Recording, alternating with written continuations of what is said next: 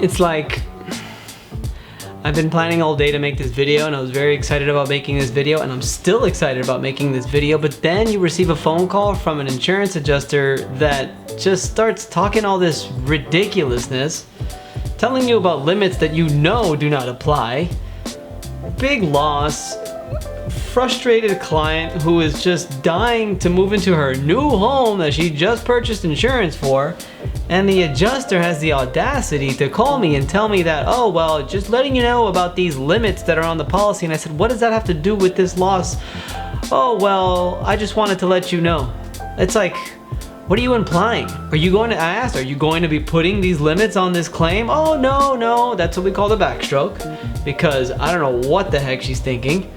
And it just sometimes, for me, it ruins my day. It ruins my day sometimes, but I guess we just gotta keep on keeping on. It's the nature of the job. We gotta do what we gotta do, and we gotta defend our clients to the end.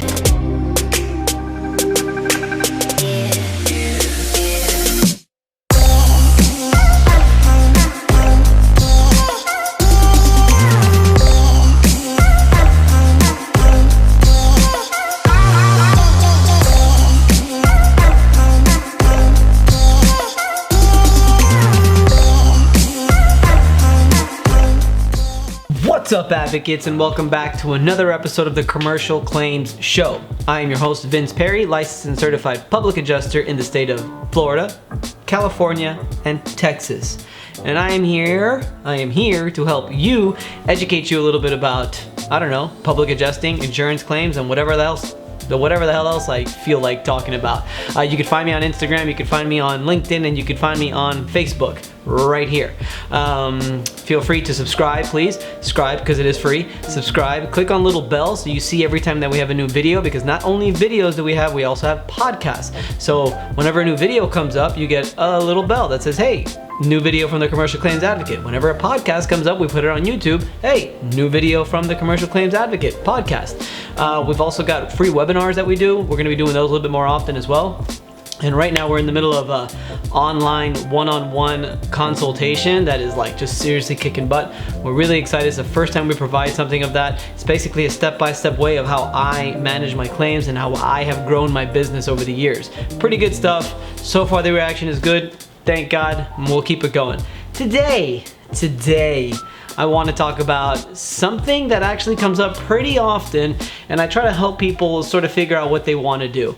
And it's public adjuster versus independent adjuster, right? Actually, I should go public adjuster versus independent adjuster. So they're two different things, right? But they're sort of a little bit similar. I'm going to go through the pros and the cons of each of them. This is basically for those of you out there thinking about what you want to do. Do you want to become an adjuster? You know there's a lot of work and there's a lot of money in it, because frankly there's natural disasters all the time, there's storms all the time, there's water leaks all the time.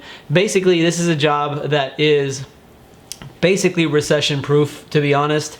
There's just always going to be losses. You know, we just went through this coronavirus thing, which we're still going through, but you know what I mean, like where everything was shut down and all that. You know, it's an essential business because losses do occur. Insurance companies need to go out to investigate the claims. So we need the public adjusters out there to gather the evidence. We need the independent adjusters out there to go and take a look at the evidence, and it's just an essential job that will really never go away, because we're always going to have insurance. I remember when I first started, I was concerned that maybe public adjusters wouldn't be around for a while because of the way we're treated, like I was talking about in the intro. But yeah, we're going to be around all the time too, because the people need an advocate. No matter what, they need an advocate. So, you know, it's a great job. Either way, either one that you do, it's a great job, public adjuster or independent adjuster. Let me break down the difference real quick. So a public adjuster is basically you only work for the client. You are hired by the client, by the policyholder, by the insured to represent them throughout the insurance claims process. The policyholder does not need to hire a public adjuster. They can take care of it themselves. There are plenty of books out there, and I've even made some videos about how you as a policyholder, you could really benefit different things that you should do if you are handling the claim yourself. So a public adjuster is completely independent from the insurance company. As a matter of fact, we are, as public adjusters, advocates for the policyholder and not for the insurance company whatsoever. So that's what a public adjuster is. I should have said there's three kinds of adjusters. Public adjuster is one of them.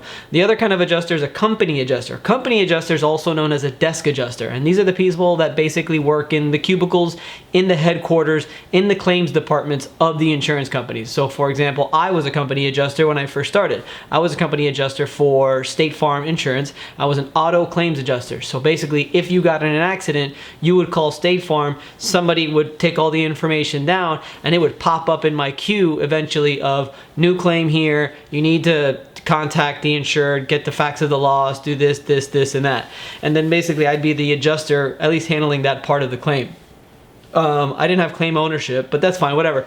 My job as the desk adjuster was to really gather the facts of the loss, investigate the loss, and investigate all the documentation, and make a coverage determination. That's basically what a company adjuster does, desk adjuster. The independent adjuster is also known as a field adjuster. In the homeowner's claims world, the independent adjuster is the eyes and ears of the insurance claim. So the desk adjuster receives the claim, usually, and assigns a independent adjuster or field adjuster to go out and inspect the damages, inspect the loss, put an estimate together, gather documentation, and take photos. He puts a report, or she puts a report together, sends it back to the desk adjuster, and the desk adjuster, once again, is the one that makes the coverage determination more often than not. So why am I not talking about public adjuster versus company adjuster, or public or independent adjuster versus company adjuster? Because frankly, I'm sorry if you're a company adjuster that is watching this video, but I'm not sorry, because I want to tell you the truth. I don't think that's a great job. I don't think it's the best job in the world. I think if you have options, and you do, as an adjuster, you've got three options. I believe that of the three options, company adjuster is your worst option. Why? You're working like serious office hours. You're working 9 to 5 hours. You're working in a cubicle under fluorescent lights. You're working, it's a typical 2 weeks vacation. You're just working. You have to take lunch breaks inside of the break room. You take breaks. I did it. It was rough. You never left the office. So for me personally, it's not a job that I would prefer, and for me personally, it's not a job that I would prefer for you or anybody watching this video. So that's just my opinion. If you disagree with it, I'm not saying that it's bad. Anybody who is a company adjuster, you need to do what you have to do. But I will say, of the three, it's just not near the top. So we're gonna go with what I think is the top two, because I think that an independent adjuster is a damn good job as well. So we're gonna go through the pros and the cons of each. I think I'm gonna start with independent adjuster, okay? We're gonna go through the pros and the cons. So I don't know what minute this is. You could fast forward to the public adjuster pros and cons if you would like, once I figure out how long this is gonna be. But for now, I'm gonna talk about the independent adjuster pros and cons. And the way I think I'm gonna do it is I'm gonna go with the pro, and I'm gonna give the con to the pro right after I give it. So are we ready? Let's do this. We're gonna go independent adjuster pros over here, independent adjuster cons over here. Okay, so pro, consistent work, right? You're gonna get consistent work no matter what. Once you become an independent adjuster, and I'm not talking about the license stuff and all that stuff, guys. This is assuming you already know that. This is just, you're researching a little bit, not how to get your license, but this is you assuming you've already got the license, or you're thinking about getting it and you already know how to get there. The benefit of being of an independent adjuster is basically you're getting consistent work. And what does that mean? You're working usually for an independent firm, or you have your own independent firm. You've got some, not deals, but you've got some contracts with different insurance companies, and the insurance companies, because there's so many claims, you're basically getting claims on a daily basis that you have to go and you have to inspect. So I meet a lot of the same independent adjusters out there. Very, very nice guys. I mean, it's great because you go and you work, and you're in a t-shirt and shorts sometimes, or a t-shirt and jeans or whatever, nothing too fancy, and they go out on their own time, right? So an independent adjuster receives the assignments that they need to go to, that they need to inspect, basically the same process every time. Like I said, photos, documentation, and estimate, and they schedule it on their own time. along with scheduling it, they have to put their report together, send it back to the insurance company. From what I've heard, it's a day to inspect the loss, that one appointment, and then it's a couple of hours back home, putting the estimate together, gathering everything, and kicking it out to the insurance adjuster, to the company adjuster. So, but it's consistent, right? Because once you work for an independent company, those claims are coming in every single day. And a lot of these guys, they're going out to a minimum of 3 and a maximum of 6 per day. And it can be a lot of work, but at least it's consistent. You're getting it in. The con to that is it could be overwhelming, right? I was just talking to an independent adjuster the other day. He's like backed up and he's like going crazy because he's literally scheduling almost 5 or 6 every single day. That's a lot of drive time. You need to have an open day so that you could put all those reports together, which takes a lot of time. And I know that I've heard it can be very, very overwhelming where on the weekends you're having to put reports together because you're going out to inspect the losses during the week. But at the end of the day, the independent adjusters, correct me if I'm wrong, they do not get paid a salary. They're getting paid based on all of their claims. So of course, you're trying to hit as many as you can, but it can be overwhelming. So, it's consistent, but it can be overwhelming. So beware with that. But if you're looking for something that you're going to be getting some money and you're going to have consistent work, that's the way to go. You have a consistent income too, right? Once those jobs are coming in consistently, which is all the time from pretty much when you start, you're getting paid for every single file. From my understanding, most companies pay for the larger you write, the more you get. So, when you get a big loss, you're going to calculate a certain amount of hours, you're going to get some decent money for that. But even the small ones, you're going to get some decent money too, and it's consistent. Because if you're doing 3 to 5 a day, you're making that money for 3 to 5 of those claims per day. So it's pretty good. Consistent income is always nice. It can be somewhat limited though, right? So the con to that is that you could only do so many claims at once, right? You could only do 5 per day. And let me tell you, 5 a day is a lot because you talk about, even if you schedule your first one at 8 a.m., I could go through this, but it's, let's say 32 minutes to an hour to get there. You're going to be there for an hour, 30 minutes to an hour to get to your next one. So that's 3 hours right there. 3 for one, and then 6, 9, that's 9 hours just for 3. Maybe you break it down a little bit more. So it's hard to get more than 3, but sometimes it's 6. Anyway, what was I saying? Oh, so it can be somewhat limited. So you could only do so many claims per day. You could only do so many claims per week, and you're still getting that same rate or whatever. You could only make so much, right? So that's, I guess, the downside to the consistent income. You could only make so much.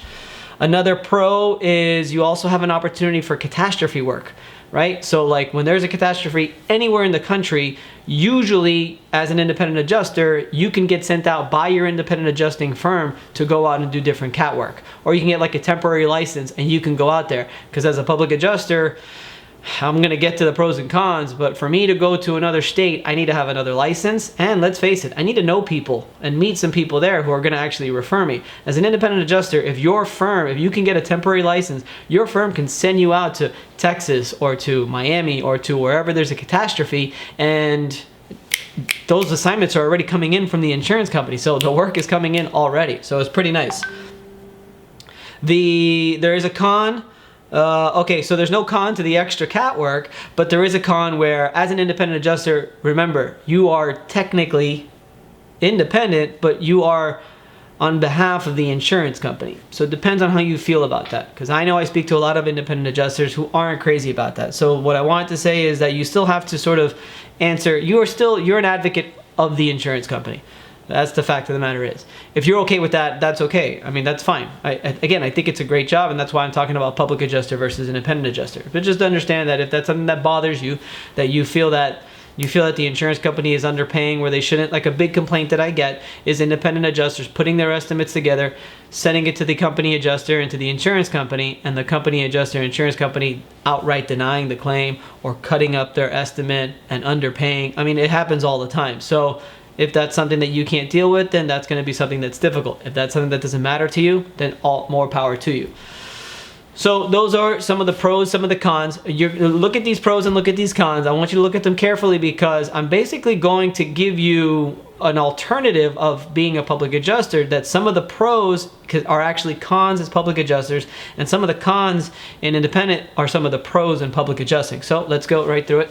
All right, clear it up. All right, here we go. So Public adjuster pros, public adjuster cons. Number one public adjuster pro is you have the freedom to make your own schedule. You are making your own schedule. The calendar that I have on this phone is by far the most important thing on my phone. It's the calendar, and then I would say probably the emails. Calendar is like huge. Thankfully, I was a full-time tennis coach back in the day, and I learned at an early age how to really manage my time and manage my calendar. And that's exactly what you have to do. Whether you're trying to grow your business and you're networking and meeting new people, or you're scheduling inspections, or you're scheduling to sign new claims, or you're scheduling appraisals, or whatever it is, all that stuff has got to go into that calendar, and you make your own schedule. So if in 2 weeks you decide that you have a vacation that you have to go on, just make sure you don't schedule anything on that week or 2 or 3 weeks that you're gone. It's very simple. You schedule stuff when you have time, and you don't schedule stuff when you don't have time. You make your own schedule. It's my favorite part of being a public adjuster. However, the great thing is you make your own schedule. The bad thing is that if you have nothing to schedule, you have nothing to do, and you're not making any money. And what I really want to say is when you're not signing claims, you're not making money, and that can be very stressful. When you're not signing claims, you're not making money, and when you're not making money, you're not filling your schedule, and we're not filling the schedule, you're not making money. It sucks, right? So, it's great to have freedom to schedule when you have things to schedule, but if you don't have things to schedule, it can be kind of an annoyance. So like in the independent adjusting, you have consistent work, but it could be overwhelming. In the public adjusting, you have the freedom to do whatever you want with your work and with your schedule, but sometimes it may not be coming in for a while, especially if you're just starting out. And if you're watching this video, you're trying to decide what you want to do. So careful with that. Another pro is, I guess it's the same thing, but it's the freedom to seriously go on a vacation as you please. It's something that I am all about. But I guess when you're making your own schedule, you could basically do that.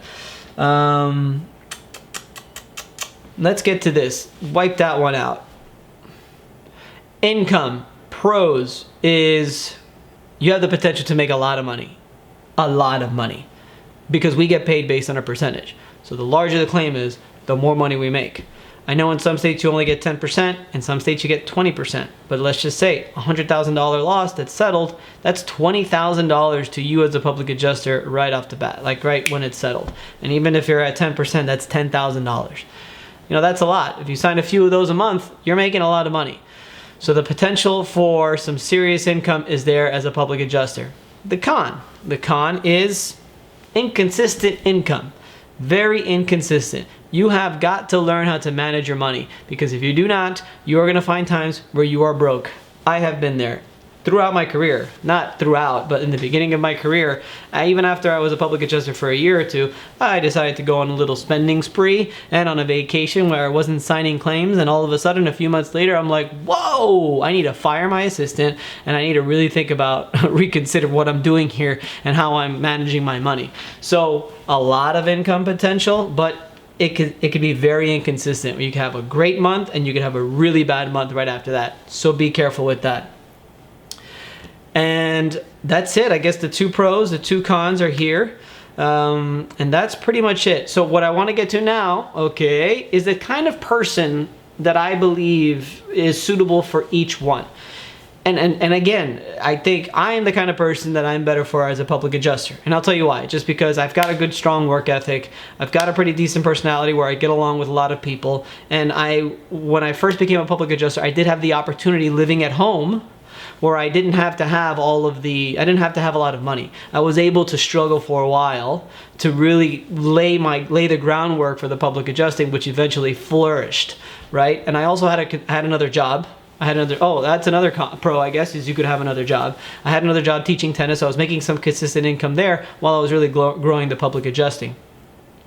As an independent adjuster, remember, you're getting consistent income right off the bat. So if you have a family, right, and you have a home and a mortgage and a wife that's looking at you like, or a husband, hey, what's up? You got to start making some money here. Then maybe the independent adjuster route is good, maybe for now, because you already know that once you get your license and you apply to some companies and you get hired, which you will get hired, adjusters are always needed, especially independent adjusters. You're going to start making money right off the bat. How much you make as an independent adjuster, I honestly don't know. That is a question I do not like to ask anyone, so you could probably Google it, but I'm thinking it's anywhere between $50,000 to $100,000 a year, maybe even a little bit more than that. Again, I'm sorry if I'm totally wrong. And you could start making that rather quickly. I wouldn't be surprised if right off the bat you're making 55, 60, 65, 70 a year, and probably you can move up from there depending on your schedule. I don't know how that works. As a public adjuster, if you have a family that you have to take care of and you've got a husband or wife looking at you looking for income, they need to understand that, look, this is going to take time. However, the potential is easy 6 figures a year. Easy. And up to, possibly up to 7, depending on what kind of claims you get for that year or what kind of claims you're actually signing. There is no potential for that kind of money as an independent adjuster. There's no way. And if you want to argue me on that, leave a comment below. Maybe you're right, but I can't see that happening. So that's the benefit, right, of being a public adjuster. But it depends on the situation in your life. Depends on the kind of person you are, right? Again, the hardest thing about being a public adjuster is finding the work. The easiest thing about being an independent adjuster is you don't have to find the work. And again, I have these conversations with independent adjusters on a daily basis, and the thing that they like about their job is that the work is always there. It's like CrossFit. I used to like CrossFit, even though I didn't do it for long, because when I got to the gym, the whole workout was already laid out for me. Sort of like being an independent adjuster and a public adjuster. You wake up some mornings as a public adjuster and you've got nothing to do. Okay, that's a fact. That could be a good thing on some days, but that is a bad thing on some other days. As an independent adjuster, you know that when you wake up in the morning, you're gonna have work, which in turn is going to equate to a paycheck. So if you don't have the kind of personality, if it's not in a good time of your life, but also if you don't have the kind of personality where you have to go network, you have to go door knocking if possible to start out, you have to go and meet and greet different people, happy hours with people you might not want to meet, and just do all these things and promote it on social media and advertise and do all these things. If you're not interested in doing that stuff and that's not what you're looking for, then public adjusting is not for you. Go the independent adjuster route. Do it. Fact of the matter is though, become an adjuster. All that is just basically become an adjuster. I think it's a great job. No matter what side you're on. Like I said, I get along with almost every independent adjuster I meet. It's the company adjusters I don't get along with. So maybe I'm a little biased in my opinion, but I think most people would agree. So that's kind of it. Independent adjuster versus public adjuster. I decided, when I first started, I became an independent adjuster. That was a license that I got. But then I got hired by State Farm and I had to switch to a company adjuster. And after being there for about a year and a half, I decided, hey, it ain't for me. And I left. Remember, I was a full-time tennis coach also. I made my own schedule. And when I went to work in a cubicle under fluorescent lights, it wasn't for me. So that's pretty much it. I hope that helped, especially for all you people who are really thinking about now, coronavirus, economy not so good. Maybe you got furloughed, you got laid off, you have a small business that's not working out and you want to try a different route. I know I just saw somebody on Facebook, the guy's a pharmacist and he's thinking about going into becoming a public adjuster. In my opinion, being a public adjuster is the greatest job in the world. But being an adjuster, I think, is one of the best jobs in the world because you will always have work. You don't have to worry about economy collapses or anything else. So that's that. That's the difference. Public adjuster versus independent adjuster. I've been wanting to make that video for a long time. I hope it came out okay. We're doing our one-on-one consultation. It is absolutely amazing. It's kicking butt. We're very excited about it. I think everybody's very satisfied with it. We're gonna have all kinds of testimonials that are gonna come out and people giving their opinions on it, on how crappy it was or how great it was, whatever it is, we'll see. And we've got some more things coming before the end of the year. We're probably gonna do like a group course or we might do the one-on-one consultation again, so stay tuned for that. But in the meantime, please follow us on social media. By us, this is not I knew this already before. I started this by myself, but this is not a one-man show, guys. I do not do this by myself. I have the help of virtual assistants that help me tremendously. So I always say we, I always say us because they are very much involved as well. So shout out to Milan, to Tammy, and to you too, Ed. So basically, yeah, follow us on social media. Please subscribe to the channel and click that little bell so that you get the updates for the free webinars, because we're going to do a free webinar every single month. We're doing the podcast every month. We're doing the YouTube channel, this one, every month, and we've even got a blog. So go to www.commercialclaimsadvocate.com, check that out, and just continue to like our stuff. Continue to like and share. And if you have any issues with it, or if you have any problems, please, your opinions are greatly appreciated. Your praises are great. I love those. Keep those coming. But if there's something you don't agree with, man, please send it over, and I'd be happy to fix that for you. That's that. Public adjuster versus independent adjuster. That is it. I'm Vince Perry, your commercial claims advocate. Have a wonderful weekend. See you guys later. Goodbye.